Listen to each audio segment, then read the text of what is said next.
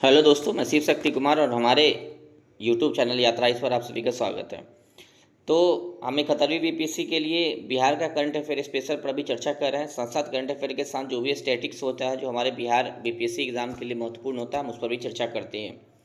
तो हम इस वीडियो है, इसमें मैं फरवरी माह का जो बचा हुआ था करंट अफेयर, उस पर चर्चा करेंगे। चूँकि पहला जो मेरा इसका पार्ट्स आया था अभी पिछले 2 दिन पहले, तो उसमें फरवरी माह का जो आधा था करंट अफेयर में, उस पर डिबेट किया था। क्योंकि बहुत ज़्यादा हो जाने से बहुत लंबा वीडियो हो जाएगा, इसलिए इसमें जो है फरवरी माह के बचे हुए करंट अफेयर पर हम चर्चा किए हैं। तो ये फरवरी महीने 2025 का करंट अफेयर है और बिहार स्पेशल से जुड़ा हुआ है। तो चलिए आगे देख लेते हैं। जो पहला महत्वपूर्ण करंट अफेयर है कि बिहार में फसलों पर रिसर्च के लिए सेंटर ऑफ एक्सीलेंस की स्थापना की जाएगी। तो बिहार में जो एग्रीकल्चर है, अब बिहार जो एग्रीकल्चर वेस्ट इकोनॉमी का, आप भी जानते हैं कि बिहार में मुख्यतः जो है बिहार की जो अर्थव्यवस्था मुख्यतः कृषि आधारित है। तो कृषि पर यहाँ फसल पर रिसर्च करने के लिए सेंटर ऑफ एक्सीलेंस की स्थापना की जाएगी। और इसकी घोषणा कौन किया? तो केंद्रीय कृषि एवं ग्रामीण विकास मंत्री शिवराज सिंह चौहान जी द्वारा यह घोषणा किया गया। तो इसको याद रखेंगे कि बिहार में जो है सेंटर ऑफ एक्सीलेंस बनाया जा रहा है, क्योंकि एग्रीकल्चर पर रिसर्च करना है। क्योंकि बिहार में जो फूड प्रोसेस इंडस्ट्री है और एग्रीकल्चर है, उसका बहुत ज़्यादा स्कोप है कि बिहार जो है इसका लाभ उठा सकता है। तो चलिए देखते हैं आगे। अगला जो हमारा महत्वपूर्ण करंट अफेयर है कि राजकीय स्वास्थ्य सूचकांक जो अभी हाल फिलहाल में जारी हुआ है, राजकीय स्वास्थ्य सूचकांक जो है उसमें बिहार को व्यय की गुणवत्ता मानक में देश में दूसरा स्थान प्राप्त हुआ है।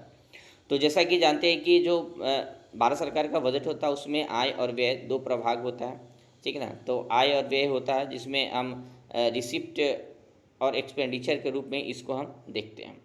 तो जो व्यय प्रभाग है, बिहार सरकार जो है उसको व्यय की गुणवत्ता में जब हम व्यय करते हैं तो भी दो प्रकार के होता है। जो एक्सपेंडिचर होता है दो प्रकार के होता है, खर्च दो है, उसको व्यय कहते हैं।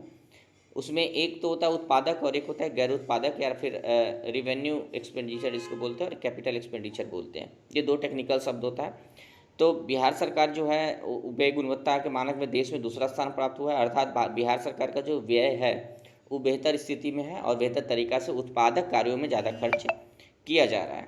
तो देखते हैं इसको जो है ओवरऑल देखेंगे तो बिहार को जो है परफॉर्मर जो श्रेणी है उसमें रखा गया है। ये 4 प्रकार के यहाँ श्रेणी बनाया गया है, उसमें बिहार जो है परफॉर्मेंस श्रेणी में है। और ये जो आकलन होता है कि राज्यों का जो आकलन किया जाता है वो 5 आधार पे होता है। देखते हैं यहाँ कि 5 आधार है, उसमें राज्यों का आकलन किया जाता है। एक तो है कि कर्ज सूचकांक है, ऋण की स्थिरता पर होता है। व्यय की गुणवत्ता सूचकांक है, राजस्व जुटाने की दक्षता पर है। वित्तीय प्रबंधन पर है और सत्यता सस्टेनेबिलिटी पर है। तो ये 5 आधारों पर इसका जो है सूचकांक को बनाया जाता है। और बिहार को याद रखें कि बिहार को ओवरऑल परफॉर्मर की सूची में रखा गया है। और इसमें देखेंगे कि बिहार जो है परफॉर्मर की सूची में बिहार के साथ साथ तमिलनाडु, राजस्थान और हरियाणा है। और जो बेहतर प्रदर्शन करता राज्य है वो अचीवर है। उड़ीसा को प्रथम स्थान, उड़ीसा, छत्तीसगढ़, गोवा ये प्रथम 3 राज्य हैं।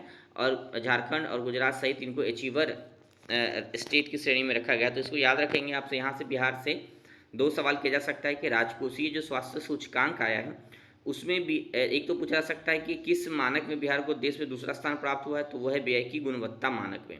तो इसको याद रखें कि व्यय की जो गुणवत्ता मानक है ऊपर ही है, उसमें बेहतर स्थिति में है, ठीक ना। और दूसरा चीज़ जो याद रखेंगे कि जो ये सूचकांक है 5 प्रमुख मानकों पर आधारित होता है और बिहार को परफॉर्मर की जो श्रेणी है उसमें रखा गया। चलिए आगे देख लेते हैं। अगला जो हमारा महत्वपूर्ण करंट अफेयर है कि बिहार का सबसे बड़ा कैंसर संस्थान पीएमसीएच में स्थापित किया जाएगा। और ये बिहार का सबसे बड़ा कैंसर संस्थान होगा। यह जो संस्थान होगा सरकारी संस्थान होगा। और याद रखेंगे, देखिए पीएमसीएच के बारे में थोड़ा पूछ लेते हैं, क्योंकि 63वां 64वां बीपीएससी में पीएमसीएच की स्थापना पूछा है। तो पीएमसीएच को पटना मेडिकल कॉलेज बोलते हैं। पहले इसकी स्थापना फरवरी जो है 25 फरवरी 1925 को हुई थी। और उस समय इस कॉलेज का नाम Prince of Wales medical college था। आज इसे पटना मेडिकल कॉलेज एवं हॉस्पिटल के नाम से भी जाना जाता है। तो इसको याद रखेंगे कि पीएमसीएच की स्थापना कब हुई थी? 1925 में हुई थी, फरवरी 1925 में हुई थी। इसको याद रखेंगे। चलिए आगे देखते हैं। एक और जो करंट अफेयर है इससे जुड़ा हुआ काफ़ी महत्वपूर्ण करंट अफेयर है कि पटना के जो फुलवारी शरीफ है देश के पहला बाल कैंसर संस्थान मतलब अस्पताल बनाया जा रहा है। तो पटना के फुलवारी शरीफ में देश का पहला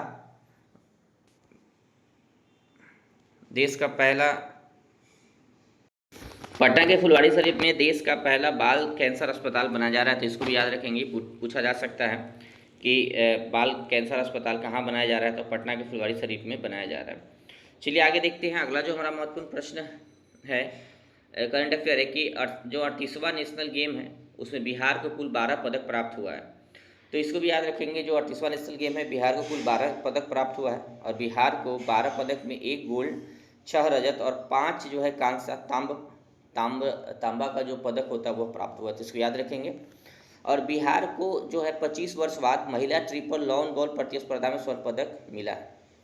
यानी बिहार ने 25 वर्ष बाद महिला ट्रिपल लॉन बॉल प्रतिस्पर्धा में स्वर्ण पदक जीता है। तो इसको याद रखेंगे। पूछा जा सकता है आपसे कि किस प्रतिस्पर्धा में, तो महिला ट्रिपल लॉन बॉल प्रतिस्पर्धा में जीता है। जो खिलाड़ी थी, जो 3 महिलाओं की चर्चा हम कर, जो इसमें प्रतिस्पर्धा में स्वर्ण पदक जीतने में योगदान दी है, खिलाड़ी है खुशबू कुमारी, निकहत खातून एवं पायल प्रीति। वेस्ट बंगाल को पराजित की है और स्वर्ण पदक जीती है। चलिए देखते हैं 38वें जो अपना 38वें नेशनल गेम्स है उसका आयोजन उत्तराखंड में हुआ है। जैसे कि लोगों में देख सकते हैं, लोगों में जो है इसका मॉस्कट जो है मोंडल पक्षी है और यही जो है आयोजन इसका उत्तराखंड में हुआ है। तो इस पर थोड़ा देख लेते हैं 38वें नेशनल गेम्स के बारे में। तो इसका आयोजन उत्तराखंड में किया गया। उद्घाटन प्रधानमंत्री मोदी जी द्वारा हुआ था और मॉस्कट का नाम मौली या फिर मौली या मोनल है, जो हिमालयन मोनल पक्षी है। मौली जो है उसका नाम है, हिमालयन मोनल पक्षी से प्रभावित है। एक तालिका है, देख लेंगे। बिहार ओवरऑल जो है इसमें देखेंगे तालिका में ओवरऑल जो सर्विसेज है वो प्रथम स्थान पर रहा है, जबकि राज्यों में महाराष्ट्र प्रथम स्थान पर रहा और इसका स्थान दूसरा रहा है। बिहार पदक तालिका जो है 12 पदक के साथ 29वें स्थान पर रहा है। तो बिहार जो है 12 पदक के साथ 29वें स्थान पर रहा है, इसको याद रखिएगा। तो जो 38वां नेशनल गेम हुआ था उत्तराखंड में हुआ था और सर्विसेज को प्रथम स्थान प्राप्त हुआ है, जबकि राज्यों में महाराष्ट्र को प्रथम स्थान प्राप्त हुआ और बिहार का स्थान जो है 29वां रहा है और 12 पदक के साथ 29वें स्थान पर रहा है। तो बिहार का प्रदर्शन संतोषजनक नहीं कह सकते हैं, बेहतर स्थिति में नहीं। हाँ, निश्चित तौर पर बिहार ने पहली बार जो है महिला लॉन बॉल टेनिस प्रतिस्पर्धा है उसमें जो है स्वर्ण पदक जीता है। तो इसको भी याद रखेंगे। लॉन बॉल जो महिला ट्रिपल लॉन बॉल प्रतिस्पर्धा उसमें स्वर्ण पदक जीता है, तो इसको याद रखिएगा। चलिए आगे देखते हैं। अगला जो हमारा महत्वपूर्ण करंट अफेयर है कि बिहार सरकार ने हाल ही में गोगाबिल, कांवरताल झील तथा वरेला जो आर्द्रभूमि है उसको विकास की घोषणा की है कि सबका जो है वेटलैंड के रूप में विकास किया जाएगा, बेहतर तरीका से अभ्यारण्य है जो भी है यहाँ जो संरक्षण किया जाएगा।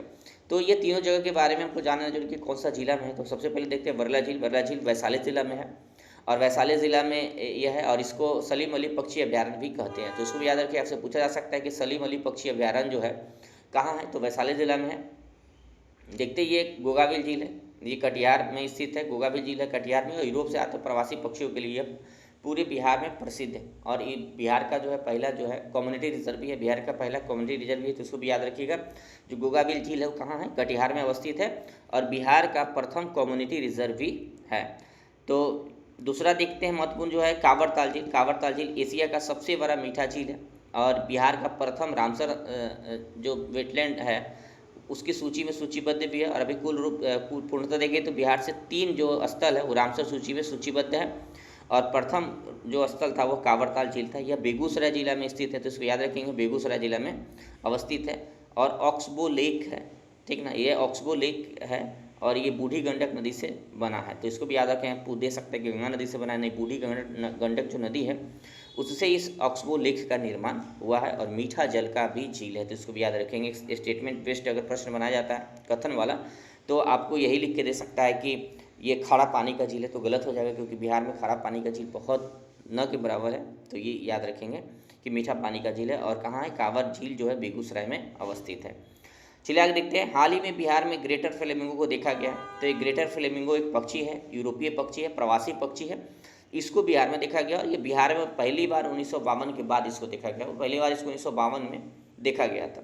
इस पक्षी को विक्रमशिला वन्यजीव अभ्यारण्य में देखा गया। यह विक्रमशिला वन्यजीव अभ्यारण्य गंगेटिक डॉल्फिन है, जो गंगा नदी में स्थित डॉल्फिन है, उसके संरक्षण के लिए पूरे भारत नहीं पूरी दुनिया में जाना जाता है, क्योंकि गंगा नदी जो डॉल्फिन है उसके संरक्षण के लिए एशिया का पहला वन्यजीव अभ्यारण्य है, ठीक ना। तो इसी अभ्यारण्य में ग्रेटर फ्लेमिंगो पक्षी को भी देखा गया है। यह विक्रमशिला वन्यजीव अभ्यारण्य भागलपुर में, इसको याद रखिएगा। और जो इस पक्षी का अवलोकन किया है वह है नेचुरल जो बॉम्बे नेचुरल हिस्ट्री सोसाइटी है उसके द्वारा यह देखा गया है।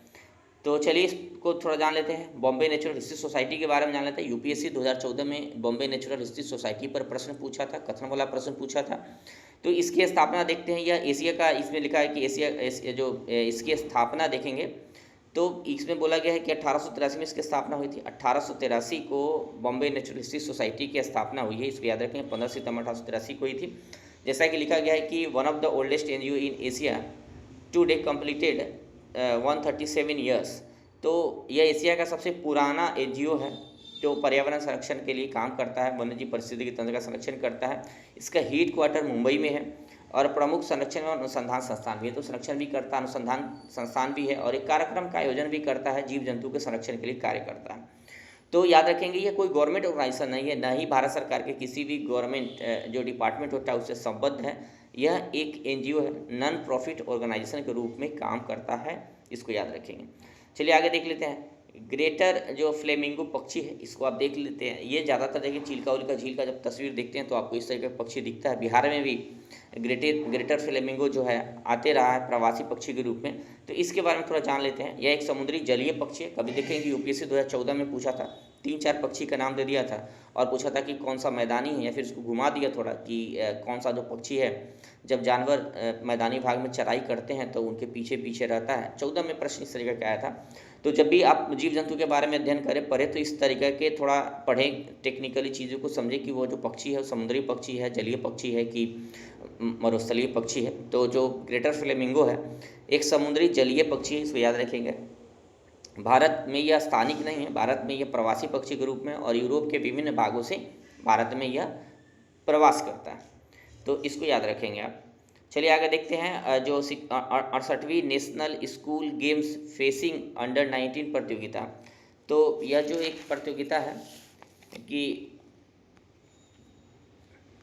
68वीं नेशनल स्कूल गेम फेंसिंग है, यहाँ फेंसिंग अंडर 19 प्रतियोगिता, इसका जो आयोजन है पटना के पाटलिपुत्रा खेल परिसर में किया गया था। इसको याद रखेंगे, आपसे सीधा पूछा जा सकता है, ये बहुत ज़्यादा महत्वपूर्ण तो नहीं लेकिन सीधा पूछा जा सकता है कि 68वीं national school games fencing under 19 प्रतियोगिता का आयोजन कहाँ हुआ। तो पटना के पाटलिपुत्रा खेल परिसर में हुआ।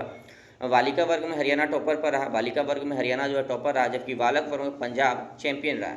बिहार कुल 3 पदक, 1 रजत और 2 कांस्य जीता है। बिहार जो है कुल यहाँ 3 पदक जीता है, 1 रजत और 2 कांस्य। तो इसको याद रखेंगे।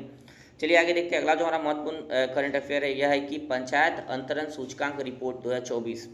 तो ये पंचायत अंतरण जो है सूचकांक रिपोर्ट 2024 है, बिहार को 18वां स्थान प्राप्त हुआ। तो इसको याद रखेंगे, बिहार को 18वां स्थान प्राप्त हुआ है। इस रिपोर्ट को पंचायती राज मंत्रालय द्वारा जारी किया जाता है। कौन जारी करता है? तो पंचायती राज मंत्रालय है, उसके द्वारा जारी किया जाता है और इस सूची में कर्नाटक पहले स्थान पर है। तो इसको याद रखेंगे, पंचायत अंतरण सूचकांक रिपोर्ट। और यह दिखाता है कि पंचायत को कितनी स्वायत्तता प्राप्त हुई है, सशक्तिकरण को दिखाता है। चलिए आगे देखते हैं। अगला जो हमारा महत्वपूर्ण करंट अफेयर है कि सेपक टकराव वर्ल्ड कप 2025 जो है उसका आयोजन पटना में किया गया। तो इसको याद रखेंगे, जो सेपक टकराव वर्ल्ड कप 2025 है उसका आयोजन पटना के पाटलिपुत्रा खेल परिसर में संपन्न हुआ। मैं इसके पहले भी इस पर डिबेट कर चुका हूँ, इसलिए यहाँ ज़्यादा डिबेट नहीं करेंगे। इससे जुड़ा हुआ एक महत्वपूर्ण सवाल यह बन सकता है कि कटिहार में आवासीय सेपक टकरा स्कूल है उसको खोला जा रहा है। तो इसको याद रखेंगे, सेपक टकरा स्कूल जो है वो कहाँ खोला जा रहा है? तो कटिहार में, इस खेल को बढ़ावा देने के लिए। चलिए आगे देखते हैं। अगला जो हमारा महत्वपूर्ण जो करंट अफेयर है कि बिहार के स्कूलों में अटल टिकरिंग लैब खोला जाएगा। तो इस वर्ष 300 ATL की स्थापना की जाएगी, यानी कि अटल टिकरिंग लैब की स्थापना की जाएगी। तो थोड़ा देखते हैं अटल टिकरिंग लैब के बारे में देखते हैं। 2016 की यूपीएससी में सीधा पूछा गया कि अटल टिकरिंग लैब की स्थापना कौन करता है, और वहाँ ऑप्शन में एक नीति आयोग था। तो इसको याद रखेंगे, नीति आयोग द्वारा अटल इनोवेशन मिशन के तहत स्थापित किया जाता है। जो अटल टिकरिंग लैब है उसका स्थापना कौन करता है? नीति आयोग द्वारा किया जाता है। और किस मिशन के तहत होता है? तो अटल इनोवेशन मिशन। अटल इनोवेशन मिशन पर भी सवाल यूपीएससी पूछ चुका है। तो इस तरीके के जो चीज़ें हैं, आप जब प्रीवियस ईयर क्वेश्चन IAS का देखेंगे तो आप वहाँ देखेंगे कि इस तरीके के सवाल पूछा जा चुका है और ये काफ़ी महत्वपूर्ण भी होता है। तो जो अटल टिकरिंग लैब है उसकी स्थापना कौन करता है? नीति आयोग द्वारा किया जाता है और अटल इनोवेशन मिशन के तहत किया जाता है। 6 से लेकर 12वीं कक्षा के विद्यार्थियों के लिए स्थापित किया जाता है। यह विद्यार्थियों के अंदर नवाचार और उद्यमिता, इनोवेशन, स्टीम जो क्षेत्र होता है, साइंस जो है, टेक्नोलॉजी है, मैथ है, इंजीनियरिंग है, उस क्षेत्र में रुचि को बढ़ावा देने के लिए, उस क्षेत्र में इनोवेशन को बढ़ावा देने के लिए ATL की स्थापना किया जाता है, ताकि बच्चा बचपन में ही, स्कूल के दौरान ही बच्चों का जो है उस क्षेत्र में उसको प्रोत्साहित किया जा सके, ताकि बाद में चल के देश दुनिया के विकास में, अनुसंधान में वो बेहतर कार्य कर पाएगा। और जो इस साल का बजट था केंद्रीय बजट 2025-26 का, जहाँ उसमें 50,000 अटल टिकरिंग जो लैब है उसको खोलने की घोषणा की गई थी। इसको भी याद रखेंगे आप कि जो 50,000 अटल टिकरिंग लैब खोलने की घोषणा की गई है। अगला देखते हैं, अगला महत्वपूर्ण प्रश्न हो जाता है कि पटना के बिहटा में नए अंतर्राष्ट्रीय हवाई अड्डा का निर्माण किया जा रहा है। तो पटना का बिहटा है वहाँ नए अंतर्राष्ट्रीय हवाई अड्डा का निर्माण किया जा रहा है और इसके निर्माण कार्य को रूसी कंपनी द्वारा किया जा रहा है। इसके निर्माण कार्य कौन कर रहा है? रूसी कंपनी द्वारा किया जा रहा है और यह ईपीसी मॉडल पर आधारित है। तो एक ईपीसी मॉडल पर यह आधारित है। तो आप याद रखेंगे कि जो इस एयरपोर्ट को जो बनाया जा रहा है, ये पटना का जो अंतर्राष्ट्रीय एयरपोर्ट है जिसका भी नवीनीकरण किया गया है, उसके भार को कम करने के लिए किया जा रहा है। इसकी स्थापना के लिए कुल जो देखेंगे कि 459 करोड़ रुपए दिया गया है अभी तक और 2027 तक इसको जो है निर्माण कार्य पूर्ण किया जाएगा। रूसी कंपनी बना रहा है। ईपीसी मॉडल के बारे में थोड़ा देख लेते हैं। ईपीसी मॉडल जो होता है, देखेंगे कि जो पीपीपी मॉडल होता है, प्राइवेट पब्लिक पार्टनरशिप मॉडल होता है, उसमें एक इंजीनियरिंग प्रोक्यूरमेंट कंस्ट्रक्शन मॉडल भी होता है। उसमें बीओटी मॉडल भी आप पढ़े होंगे। तो जब यूपीएससी के लिए हम पढ़ते हैं, यूपीएससी या फिर बीपीएससी के लिए, यह मेंस इंटरव्यू में काफ़ी लाभदायक होता है क्योंकि यही जो होता है इसको बेसिक बोलते हैं कि मूलभूत पाठ्यक्रम। तो ईपीसी जो मॉडल होता है ये भी पीपीपी मॉडल का एक प्रकार का रूप ही है, उसके अंदर ही आता है, जिससे बीओटी मॉडल आता है, हैम मॉडल है, एचएएम मॉडल है और ईपीसी मॉडल होता है। तो ईपीसी मॉडल जो होता है, जैसे बीओटी मॉडल में ज़्यादातर जो कार्य है वो निजी कंपनी वहन करती है, उस पर जो खर्च वहन करती है निजी कंपनी वहन करती है। इसीलिए उसके विपरीत ईपीसी मॉडल में सरकार जो होता है वो पूरी लागत को वहन करती है, जबकि प्राइवेट सेक्टर केवल इंजीनियरिंग कार्य को देखती है, फिर उसका निर्माण करती है। सरकार सामग्री खरीदती है, निर्माण खर्च उठाती है, जबकि निजी कंपनी सिर्फ इंजीनियरिंग एवं निर्माण कार्य को करती है। तो इसको याद रखेंगे। ईपीसी मॉडल बेसिक बात है, ईपीसी मॉडल में सरकार पर ज़्यादा जो है भार पड़ता है। चलिए आगे देखते हैं। उस्ताद बिस्मिल्लाह खान जो संगीत महाविद्यालय है, इसकी स्थापना बक्सर जिला में किया जाएगा। ये भी एक करंट अफेयर है, तो उसको याद रखेंगे। आपसे पूछा जा सकता है सीधे कि उस्ताद बिस्मिल्लाह खान जो है वो महाविद्यालय की स्थापना कहाँ किया जाएगा? बक्सर में किया जाएगा। और जैसे कि आप जानते हैं कि इनका जन्म स्थल भी बक्सर ही है और जो यह एक शहनाई वादक थे, पूरे दुनिया के अंदर शहनाई वादक के रूप में प्रसिद्ध है और देश की आज़ादी के पर भी इन्होंने शहनाई बजाया था। और उसके उपरांत अगर आप देखेंगे तो इनको जो है भारत रत्न भी प्राप्त है। तो भारत रत्न प्राप्त बिहार से बहुत कम लोग हैं, उसमें एक उस्ताद बिस्मिल्लाह खान जी भी है, तो इनको याद रखेंगे। तो ये था हमारा करंट अफेयर का यह वीडियो। फिर हम अगले वीडियो में मिलते हैं आपसे। Thank you for watching me and my channel. Thank you.